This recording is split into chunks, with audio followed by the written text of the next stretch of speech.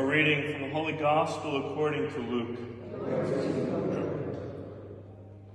While the crowd were pressing in on Jesus and listening to the word of God, he was standing at the lake of Gennesaret. He saw two boats there alongside the lake. The fishermen had disembarked and were washing their nets.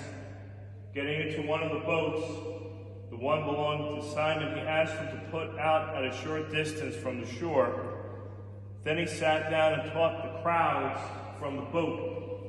After he had finished speaking, he said to Simon, "Put out into deep water and lower your nets for a catch." Simon said in reply, "Master, we have worked hard all night and have nothing, but at your command I will lower the nets." When they had done this, they caught a great number of fish, and their nets were tearing. They signaled to their partners in the other boat to come to help them. They came and filled both boats so that they were in danger of sinking. When Simon Peter saw this, he fell at the knees of Jesus and said, "Depart from me, Lord, for I am a sinful man." For astonishment at the catch of fish they had made seized him and all those with him. And likewise James and John, the sons of Zebedee, who were partners of Simon. Jesus said to Simon, "Do not be afraid. From now on you will be catching men and women." When they brought their boats to the shore, they left everything and followed him. The Gospel of the Lord. Praise to you, Lord Jesus Christ.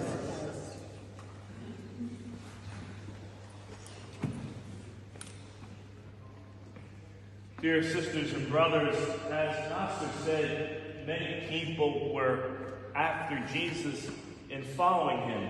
There's 3 circles always to remember. The first circle are the 12. And you listen now to how the 12 are being formed.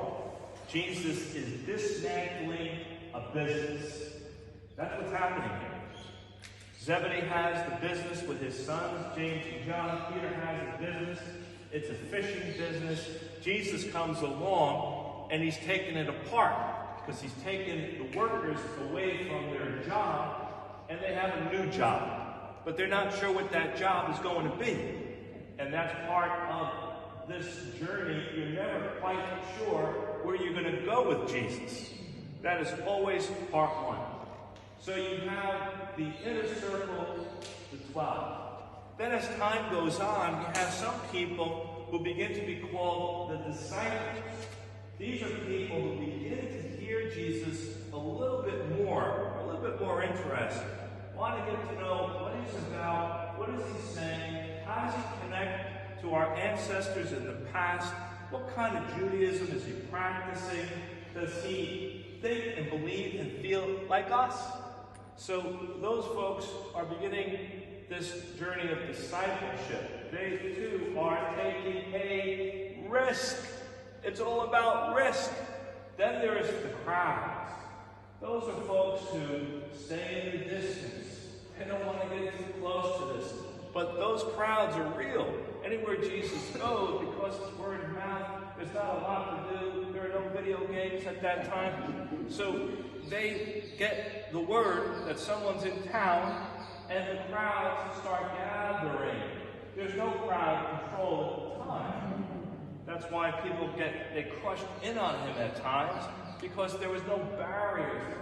There was not a lot of police who were doing anything to give him security.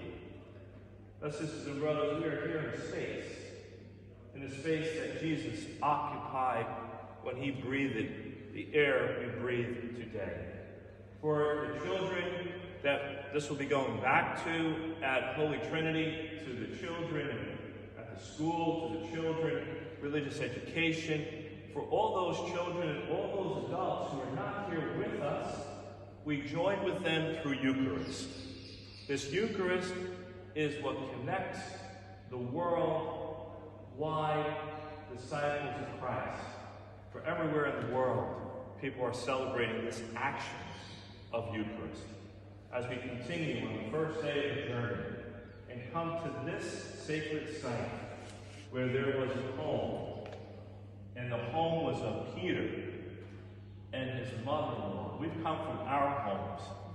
But sisters and brothers, you will realize that in the end, this Holy Land becomes a home within our hearts.